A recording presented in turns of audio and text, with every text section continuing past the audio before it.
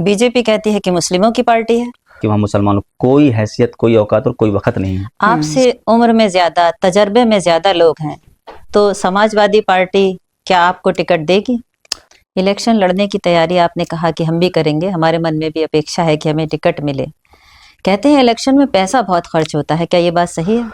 आपको अक्सर लोग आंदोलन की वजह से जानते हैं। कभी हमने आपके फोटोज देखे हैं, कभी आप बस के ऊपर हैं, कभी पुलिस आपके पीछे है, कभी आप भाग रहे हैं, कभी मारपीट हो रही है। तो ये क्या जुनून है कि बिना वजह लड़ाई झगड़ा करना? आंदोलन और मुकदमे और पुलिस समाजवादियों का गहना है।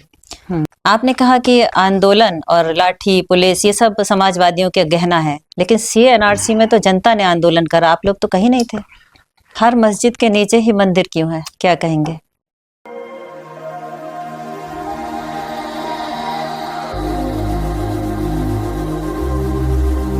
आज के पॉडकास्ट में आप सभी का बहुत बहुत स्वागत है। साथियों, कहते हैं कि नशा हर चीज का गलत होता है, लेकिन राजनीति का नशा ऐसा होता है कि एक बार लग जाए तो मुश्किल से छूटता है। खास करके अगर नौजवानों को ये नशा लग जाए तो पूरे देश में क्रांति आ सकती है। ऐसे ही क्रांतिकारी नेता हमारे साथ हैं एजाज साहब। राजा भैया का जो जगह है प्रतापगढ़, वहां उनका जन्म हुआ था। आज वो लगभग 5 सालों से राजनीति कर रहे हैं, लेकिन दिल से बचपन से ही समाजवादी से जुड़े हुए हैं।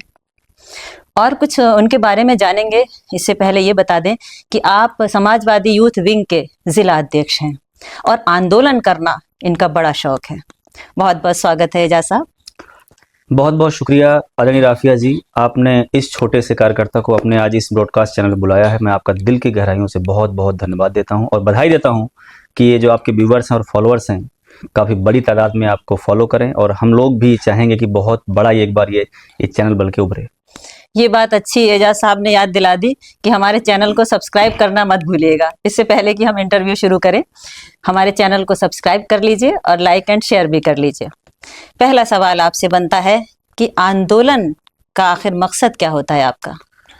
आंदोलन के कई मायने होते हैं मैम। आंदोलन हम लोग जो लोग राजनीति करते हैं वो इसलिए करते हैं कि जब देश के अंदर मनुवादी ताकतें, देश और प्रदेश के अंदर संविधान पर, लोकतंत्र पर, नौजवानों पर, युवाओं पर, महिलाओं पर जब वो खतरा बन के मरने लगते हैं, तो फिर हम लोग के पास कोई और रास्ता नहीं होता जिससे हम सरकार में बैठे गूंगे बहरे लोग, जो गूंगे बहरी सरकारें होती हैं, जो सरकारों को चला रही हैं, उनके कानों में आवाज़ जाए, उनके आंखों पे से पर्दा हटे। कोई और रास्ता नहीं होता आंदोलन के अलावा कि जिससे हम देश को और प्रदेश को बचाने का काम करें। इसलिए हम लोग बात पहले मनवाने का काम करते हैं, अपनी बात को रखने का काम करते हैं। जब ये लोग किसी बात पर नहीं मानते हैं, फिर हम लोग आखिरी रास्ता आंदोलन का अपनाते हैं, जिससे देश और प्रदेश हमारा सुरक्षित रहे। तो राजनीति सिर्फ शौक के लिए है या कैरियर भी देख रहे हैं इसमें?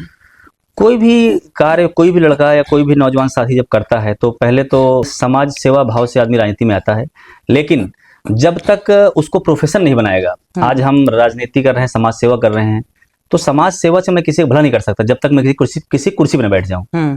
अगर मैं राजनीति कर रहा हूं, अगर मैं किसी चुनाव को जीत कर विधानसभा या लोकसभा में बैठूंगा, तभी मैं अपने लोग भला कर पाऊंगा। मैं खाली समाज से लोगों को भला नहीं कर सकता। तो इसलिए राजनीति हमारा शौक है, पैशन है, लेकिन भविष्य में चाहेंगे कि हम लोग राजनीति करके किसी अच्छी कुर्सी पर बैठें, जिससे देश का और प्रदेश का और समाज का और अपने लोगों को भला कर सके। समाजवादी ही क्यों? हाँ, समाजवादी क्यों? पार्टियां तो बहुत सारी हैं देश और प्रदेश में। नहीं, आजकल तो बीजेपी का दौर है, उसमें जाना चाहिए। हाँ, भाजपा का दौर है। कुछ साल तक कांग्रेस का भी दौर रहा, प्रदेश में समाजवादी पार्टी का भी दौर रहा, बसपा का भी दौर रहा, कई अन्य पार्टियों का दौर रहा। लेकिन देश ही नहीं, पूरे प्रदेश नहीं, देश के बल्कि सबसे खूबसूरत लोकप्रिय नेता, किसानों के, नौजवानों के, गरीबों के, मजलूमों के, महिलाओं के नेता आदरणीय अखिलेश यादव जी की कार्यों से, नीतियों से प्रभावित होकर हम लोग राजनीति करते हैं और उनके चेहरों को देखकर हम लोग समाजवादी पार्टी में काम कर रहे हैं।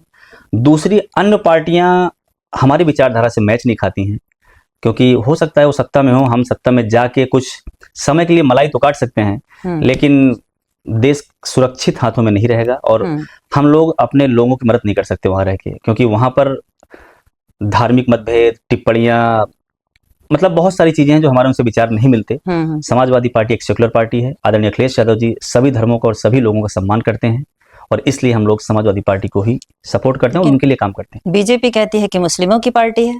लोकसभा विधानसभा में किसी एक मुस्लिम को टिकट नहीं देती है, कहती है। हाँ, भाजपा मुस्लिमों की पार्टी है, लेकिन उनकी मजबूरी है, उन्होंने एक विंग बनाई है माइनॉरिटी विंग, क्योंकि इसमें मुसलमान ही रहते हैं और उसमें अल्पसंख्यक समाज के लोग रहते हैं। उनकी मजबूरी है कि मुसलमानों की पार्टी। बाकी आप उठा के देख लीजिए कि किसी मुस्लिम कैंडिडेट को कश्मीर में कहीं लड़ा दिया हो धोखे से, नहीं पता। उत्तर प्रदेश में किसी भी अन्य अदर स्टेटों में मुसलमानों को न टिकट देते हैं वो, बस मुसलमानों का कुछ प्रतिशत वोट जो कि माइनॉरिटी का वोट है, जैसे एक मंत्रालय उनके पास अल्पसंख्यक कल्याण मंत्रालय है, दानिश आजाद अंसारी उसके मिनिस्टर हैं, तो बस उनको लुभाने के लिए, लॉलीपॉप देने के लिए बस कर रखा है। बाकी वहाँ मुसलमानों को कोई हैसियत, कोई औकात और कोई वक्त नहीं है। समाजवादी पार्टी में मुसलमानों का कद और सम्मान हमेशा से बड़ा रहा है, और समाजवादी पार्टी ये नहीं कि मुसलमानों को, वो सभी धर्मों का सम्मान करती है और सभी धर्मों को साथ लेकर चलती है। इसलिए भारतीय जनता पार्टी से कहीं लाख गुना अच्छी समाजवादी पार्टी। आपने कहा कि आप राजनीति कर रहे हैं तो शौक के लिए नहीं बल्कि करियर भी उसमें ढूंढ रहे हैं, तो किस तरह से ढूंढ रहे हैं? क्या इलेक्शन लड़ेंगे? मैंने फिर आपसे कहा कि करियर ये कोई बिजनेस नहीं है, राजनीति कोई व्यापार नहीं है, राजनीति एक सेवा का भाव है। लेकिन मैं खाली घर बैठकर मैं किसी सेवा नहीं कर सकता। किसी को अगर हमारी जरूरत पड़ेगी, अगर मैं किसी चुनाव को जीत कर किसी अच्छी कुर्सी पर या अच्छे ओहदे पर बैठूंगा, तभी मैं अपने लोगों को भला कर सकूंगा। मैं खाली घर बैठकर मैं सामाजिक भाव से, मैं जितनी मेरी हैसियत है मैं उतना ही कर सकता हूँ। लेकिन अगर मैं किसी पद पर बैठा हूँ, किसी विधानसभा में या लोकसभा में या जिला पंचायत में, जब किसी कुर्सी पर बैठूंगा तभी मैं उस क्षेत्र की और अपने लोगों की भला कर सकता हूँ। राजनीति व्यवसाय नहीं है, राजनीति एक सेवा का भाव है। आपसे उम्र में ज्यादा, तजर्बे में ज्यादा लोग हैं, तो समाजवादी पार्टी क्या आपको टिकट देगी? मैं समाजवादी पार्टी का एक छोटा सा सिपाही हूँ, और टिकट की बात तो ऐसी है कि हर आदमी की अपेक्षा होती है। छोटा चुनाव, बड़ा चुनाव लड़ने की मेरी उम्र छोटी है तो मैं छोटा चुनाव लड़ूंगा, मेरी बड़ी होगी तो मैं बड़ा लड़ूंगा। हर व्यक्ति की इच्छा होती है कि वो चुनाव लड़े। रही बात पार्टी की, आदरणीय अखिलेश यादव जी का जो फैसला होगा, जो टिकट वितरण का उनका मैनिफेस्टो होगा, जो भी होगा, हम लोग उसको कबूल करेंगे, और जिसको वो टिकट देंगे, किसी को देंगे, हमारे सर माथे पर है, और हम चुनाव उसी को तन मन धन से लड़ाएंगे। हम अपनी बात नहीं कर रहे हैं। बाकी इच्छा सबकी होती चुनाव लड़ने की, हमारी भी है। अगर टिकट देंगे तो चुनाव लड़ेंगे, नहीं देंगे, जिसको भी देंगे हम उसको तन मन धन से चुनाव लड़ाएंगे। आप लोग बीजेपी पर बड़े आरोप लगाते रहते हैं कि ऐसा कर दिया, वैसा कर दिया। बीजेपी वाले कहते हैं कि यूपी तो क्राइम फ्री हो गया। हाँ, यूपी, आपने एक बात ठीक कहा, यूपी क्राइम फ्री हो गया है जी। आज है 17 तारीख 2025। आज की घटना बता रहा हूँ, कल की मैं, मोदीपुरम एक जगह है, वहां पर दुकानदार का ताला तोड़कर लाखों रुपए की चोरी हो गई। मैं ये नहीं करूंगी, आपका अखबार कह रहा है। एक गहरौली की घटना है, वहां 2 लाख रुपए के जेवर और नकदी चोरी हो गई। अयोध्या की एक किरावली जगह है, वहां पर बैंक मित्र को घायल कर चाकू से उसकी लूट कर ली। एक पैसा एक जगह है उत्तर प्रदेश में, वहां धारदार हथियार से सफाई कर्मचारी की हत्या कर दी गई। एक हसनपुर एक जगह है, वहां पर चोरी के शक में युवक को पेड़ में बंधक बनाकर मारा। कानपुर घटना है कि संबंध नहीं बनाओगे तो दुष्कर्म करके जान से मार दूंगा। सुल्तानपुर की एक घटना है, पुलिस ट्रेवलर का शीशा तोड़कर श्रद्धालुओं को पीटा, 4 घायल। सरोजनी नगर एक घटना है कि महिला की गला दबाकर हत्या। लखनऊ की एक घटना है कि एक नायब तहसीलदार को गोली मारने का भय दिखाकर उसको घंटों बंधक बनाया। तो अब कल की ये घटना है, मैं आपको 10 घटनाएं कल गिना चुका हूं। तो ऐसा तो समाजवादी में भी रहा होगा। तो हाँ ठीक है, फिर अगर समाजवादी में रहा है तो फिर ये बात क्यों कह रहे हैं कि इस सरकार में ऐसा नहीं हो रहा है। क्राइम कोई पार्टी नहीं कराती है, क्राइम होता है, लेकिन क्राइम पर रोक लगाना इस सरकारों का काम होता है। और ये सरकार क्राइम पर रोक लगाने में बिल्कुल फेल है। इनकी जीरो टॉलरेंस की सरकार कहीं भी नहीं, दूर दूर तक नहीं दिख रही है, और ना ही इनके सरकार में क्राइम कम हो रहा है, क्राइम बढ़ता जा रहा है। एनकाउंटर ले लो, पुलिस क्राइम कर रही है, हर चीज में इनका बढ़ चढ़ के हिस्सा है। और जो लोग क्राइम कर रहे हैं उनको सत्ता का संरक्षण प्राप्त है, उनकी आड़ में बैठकर ये लोग क्राइम कर रहे हैं। समाजवादी में आप किससे इंस्पायर हैं, मुलायम सिंह यादव से या अखिलेश जी से? मेरी उम्र छोटी है और मैं श्रद्धेय नेताजी से ज्यादा बार तो नहीं मिला हूँ। और रही बात आदरणीय अखिलेश यादव जी की, उनके जो 2012-17 कार्यकाल रहा, बहुत सराहनीय कार्यकाल रहा। उनके द्वारा किए गए विकास कार्य, जैसे कि 1090 रहा, लखनऊ मेट्रो रहा, लखनऊ आगरा एक्सप्रेस वे रहा, पावर सेंटर रहा, 100 डायल रहा, लोहिया आवास रहा, 108 एम्बुलेंस रही, ऐसे न जाने हजारों कामों से हम लोग उनके विकास कार्यों से और नीतियों से प्रभावित होकर हम लोग राजनीति कर रहे हैं। रही बात श्रद्धेय नेताजी की, तो श्रद्धेय नेताजी हमारी विचारधारा हैं, अखिलेश जी हमारे आइडियल हैं, और हम लोग उनके चेहरे में समाजवादियों का भविष्य देखकर हम लोग काम करते हैं और उनसे हम बहुत प्रभावित हैं। हम क्या, उनसे जो एक बार मिलेगा, वो कोई भी हो, किसी धर्म, किसी जाति, किसी मजहब का हो, उनके अंदर वो आकर्षण है कि जो एक बार उनसे मिलेगा फिर वो उनका ही हो जाता है। और हम लोग आदरणीय अखिलेश यादव जी से बहुत प्रभावित हैं और उनके लिए ही काम करेंगे। इलेक्शन लड़ने की तैयारी आपने कहा कि हम भी करेंगे, हमारे मन में भी अपेक्षा है कि हमें टिकट मिले। कहते हैं इलेक्शन में पैसा बहुत खर्च होता है, क्या ये बात सही है? ठीक है, पैसा तो खर्च होता है चुनाव में, लेकिन ये नहीं है कि सब कुछ पैसा ही है। अब इसके लिए जीता जाता उदाहरण है, हमारे रामपुर के सांसद हैं आदरणीय मोहिबुल्ला जी। वो एक मस्जिद के इमाम थे, आज वो लोकसभा के सांसद हैं। अब आप कल्पना कीजिए कि मस्जिद के इमाम की सैलरी या उसके पास कितना पैसा होगा। मस्जिद के इमाम के पास ना कोई सरकारी नौकरी तो है नहीं। मस्जिद के इमाम या मंदिर के पुजारी या किसी भी धार्मिक जगह पर या गरीब तबके के लोग पैसा नहीं दे सकते। वहां पर वो नहीं जीते, बल्कि वहां समाजवादी जीती है, ऐसा कहा जाए। समाजवादी जीती है, लेकिन पैसा तो चाहिए ना चुनाव के लिए। आपने पैसे की बात की, तो पैसा जरूरी नहीं है। आदरणीय अखिलेश यादव जी चेहरों का और चरित्र का वो करते हैं, परिचय करते हैं, किसकी लोकप्रियता किस क्षेत्र में ज्यादा है। वो पढ़े लिखे समाज को और अच्छे लोगों को चिन्हित करके उनको टिकट देते हैं। पैसा तो सेकेंडरी है कि आप पैसा दे के आप भारतीय जनता पार्टी में इतने करोड़ का टिकट बिक गया, इतने करोड़ का ये हो गया, कहीं का प्रत्याशी कहीं लड़ा दिया, हारे हुए विधायक को वहां जिता दिया, किसी क्या नाम है रेप के आरोपी को टिकट दे दिया, ये वहां होता है। समाजवादी पार्टी में साफ सुथरा चेहरा हो, पढ़ा लिखा व्यक्तित्व हो। आदरणीय अखिलेश यादव जी उसके कार्यों को देखकर उसको टिकट देते हैं। पैसे की कहीं कोई बात नहीं है कि पैसा होगा तभी चुनाव लड़ोगे। बहुत सारे ऐसे टिकट हैं, अभी आप लोग सब उठा के देख लो कि बहुत गरीब समाज के लोग जो है विधायक और एमपी बने। आपको अक्सर लोग आंदोलन की वजह से जानते हैं। कभी हमने आपके फोटोज देखे हैं, कभी आप बस के ऊपर हैं, कभी पुलिस आपके पीछे है, कभी आप भाग रहे हैं, कभी मारपीट हो रही है। तो ये क्या जुनून है कि बिना वजह लड़ाई झगड़ा करना? आंदोलन और मुकदमे और पुलिस समाजवादियों का गहना है। हम लोग ना तो पुलिस से ना तो आंदोलन से डरते हैं। भारतीय जनता पार्टी ये चाहती है कि मैं जो भी नीति लाऊं समाज के अंदर, उसको हम लोग कबूल कर लें। जो भी चाहे वो गलत फैसले हो, चाहे वो सही फैसला हो, जो चीज वो लोग करें वो जनता कबूल कर ले। पर जनता ऐसी नहीं है। उस चीज को जगाने के लिए हम लोग के पास कोई रास्ता नहीं, क्योंकि हम लोग विपक्ष में बैठे हैं। और आंदोलन करना हमारी मजबूरी बन जाती है, क्योंकि फिर वही बात आती है कि सत्ता में बैठे गूंगे बहरे लोग सरकार चला रहे हैं, क्योंकि उनके कानों तक किसी डेलीगेशन से, किसी ज्ञापन से उनके पास आवाज नहीं जाती है। क्योंकि हम लोग ज्ञापन देते हैं, सरकार को जगाने का काम करते हैं, तो वो लोग गूंगी बहरी सरकार जो जागती नहीं है। फिर हम लोग के पास आखिरी रास्ता बचता है आंदोलन करके। हाँ, आंदोलन में नुकसान हम लोग का ही होता है। हम पीटे भी जाते हैं, हमारे खिलाफ मुकदमे लिखे जाते हैं, हम जेल भी जाते हैं, लेकिन हम लोग का जेल, मुकदमा और ये सब लाठी डंडे हमारा गहना है, और हम इसको हंसते हंसते कबूल करते हैं। इनके मुकदमे और इनकी लाठियों से हम लोग डरने वाले नहीं है। 2027 में इनको हम जड़ से उखाड़ फेंकेंगे। आपने कहा कि आंदोलन और लाठी, पुलिस, ये सब समाजवादियों के गहना है, लेकिन सीए एनआरसी में तो जनता ने आंदोलन करा, आप लोग तो कहीं नहीं थे। देश में जब भी कोई आफत और विपत आती है, समाजवादी पार्टी का एक नन्हा सिपाही उसमें बढ़ चढ़ कर हिस्सा लेता है। हाँ, हो सकता है कि उस चीज को हाईलाइट ना किया गया हो, क्योंकि हर चीजें दिखाने के लिए नहीं होती हैं, क्योंकि आप ज्यादा चीज दिखाओगे तो पुलिस अननेसेसरी आप पे जो है। अभी सीए एनआरसी के कई ऐसे हमारे साथी हैं जो जेलों में बंद हैं, जिनका गुनाह सिर्फ ये था कि सीए एनआरसी में उन्होंने भाग लिया था। नोटिस देकर, मुकदमे देकर उनको जेल भेजा गया।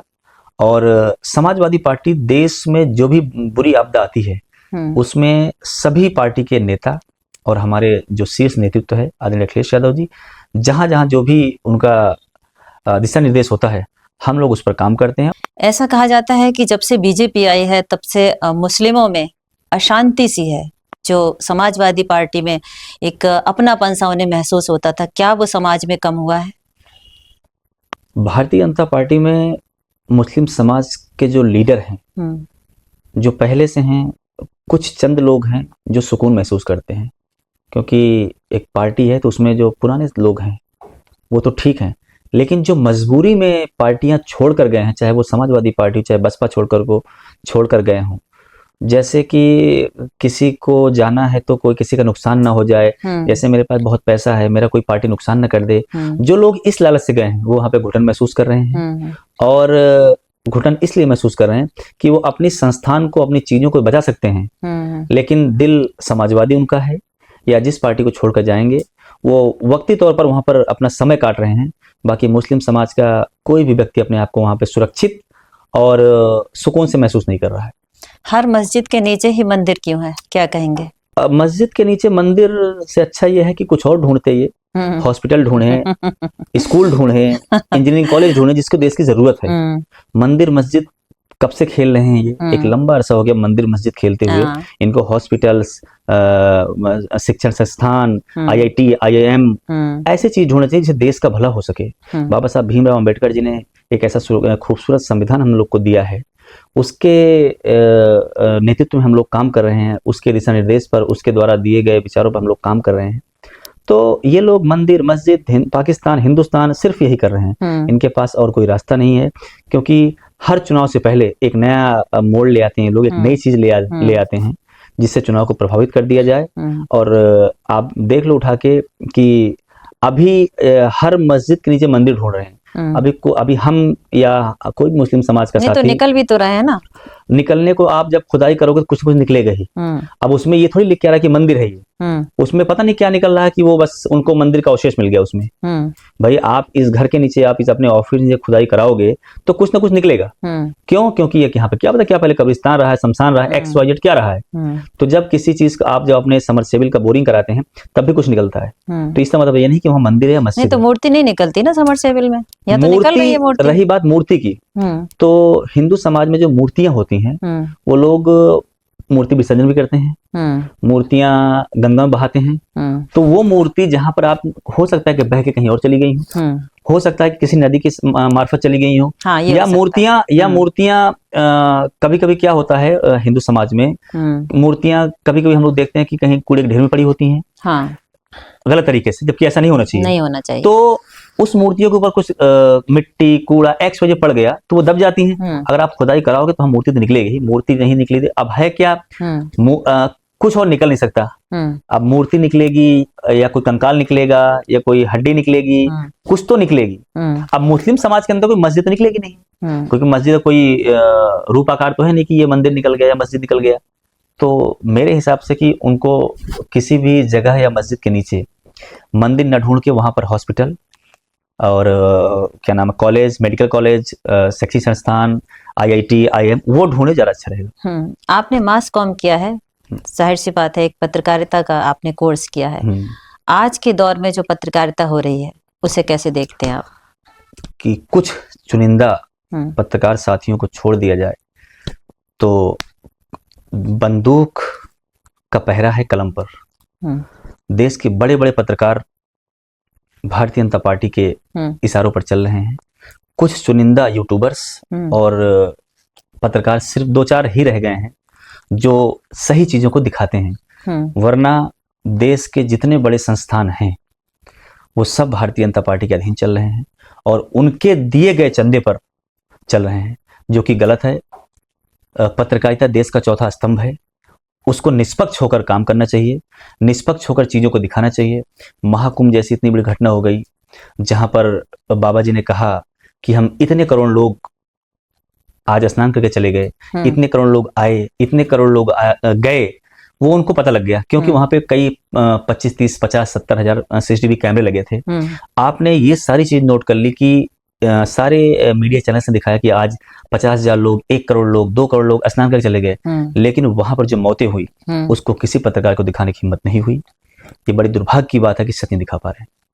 आपको लगता है बीजेपी का जब जो काल चल रहा है उसमें सब कुछ ठीक नहीं है, तो अगर समाजवादी आ जाएगी तो फिर क्या बदलाव होना है? समाजवादी पार्टी 2012 से 17 जो हमारी याददाश्त में उसमें रहा है, उसमें भी एक कुंभ हुआ था। उसका जीता जागता उदाहरण था कि हम लोगों ने जो कुंभ कराया था, हमारी सरकार ने कराया था, इतना खूबसूरत तरीके से करा दिया। और उसके प्रभारी जो देश के बड़े मुस्लिम नेता हैं, आदरणीय आजम खान साहब उसके प्रभारी थे। और बड़े गर्व की बात है कि उस बड़े नेता ने जो आज जेल में है, जो आज भारतीय जनता पार्टी सरकार ने उनके ऊपर आरोप प्रत्यारोप करके मणग्रहण तरीके से जेल में डाल रखा है, वो उसके प्रभारी थे। और इतने करोड़ लोग, सैकड़ों हजारों लोग, करोड़ों लोग आके स्नान करके चले गए और उफ तक नहीं हुई। वही कुछ मीडिया चैनल्स ये दिखाते हैं कि आजम खान साहब के कार्यकाल में इलाहाबाद या प्रयागराज स्टेशन पर भगदड़ हुई थी, जान चली गई थी। मैं बताना चाहता हूं उन सभी मीडिया चैनल्स को कि जो स्टेशन था प्रयागराज, वो सेंट्रल गवर्नमेंट के अधीन है, वो भारत सरकार की संपत्ति है। आपके पास जो ब्रिज था, जो घटना दिखाई गई, उस पे 20, 50, 100 लोग की गैदरिंग है। अब जब कुंभ में आपकी व्यवस्था, क्योंकि वहां पर सेंट्रल गवर्नमेंट का मामला है, तो वो सेंट्रल गवर्नमेंट की व्यवस्था करनी चाहिए थी कि उस पुल पर उतने लोग जाएं जो घटना ना हो सके। आप 20 लोग की जगह है, उस पर 500 लोग चढ़ेंगे तो पुल टूट जाएगा, फिर घटना हो जाएगी। उत्तर प्रदेश का जो एरिया था, सेंट्रल गवर्नमेंट का वो स्टेशन था, वहां पे घटना हुई। कुंभ में 2000 जो हमारी सरकार में कुंभ हुआ था, उसमें सभी लोग खूबसूरत तरीके से स्नान करके गए। कोई आपका जन्म प्रतापगढ़ में हुआ, तो वहां से लेके यहाँ तक का सफर में क्या क्या दुश्वारियां रही और क्या क्या आजमाइशें रही? मैं प्रतापगढ़ के एक छोटे से गांव में मध्यम वर्गीय परिवार में पैदा हुआ। मेरी बेसिक शिक्षा वहीं के एक छोटे से स्कूल में हुई। इत्तेफाक रहा कि मैं बरेली बतौर एक्सीडेंटल मान लो, धोखे से बरेली आ गया। धोखे से आ गए? हाँ, धोखा ही कह लो, क्योंकि कोई मेरा रिश्तेदार नहीं, कोई मेरा यहाँ पर कोई रिश्तेदार, कोई कुछ भी नहीं है ना, खानदान मेरा कुछ, मैं अकेला हूँ यहाँ पर। लेकिन बरेली में आने के बाद फिर पढ़ाई लिखाई भी यहीं शुरू हो गई, काम धाम भी शुरू हो गया, उसके बाद राजनीति समाज सेवा भी शुरू हो गई। बरेली शहर ने वो मोहब्बत, वो प्यार, वो इज्जत सब कुछ दिया। और फिर उसके बाद राजनीति किया, आदरणीय अखिलेश यादव से मुलाकात हुई। उसके बाद उन्होंने एक 500 किलोमीटर दूर के बैठे हुए व्यक्ति को इस जिले का यूथ का अध्यक्ष बनाया। तो सफर बड़ा उतार चढ़ाव पूर्ण रहा, लेकिन हम लोगों ने कभी हिम्मत नहीं हारी और वहां से आके हमने यहाँ पे अपने आप को स्थापित किया। ये हमारे लिए एक फक्र की बात है, क्योंकि जहाँ पर जिस व्यक्ति का कोई नातेदार, रिश्तेदार, खानदान ना हो और वो अपने आप को पराई जगह पे स्थापित करे और वहां से एक बड़ा ख्वाब लेकर एक किसी चुनाव की या किसी भी चीज की तैयारी करे, तो ये हमारे लिए एक बहुत सुखद बात है।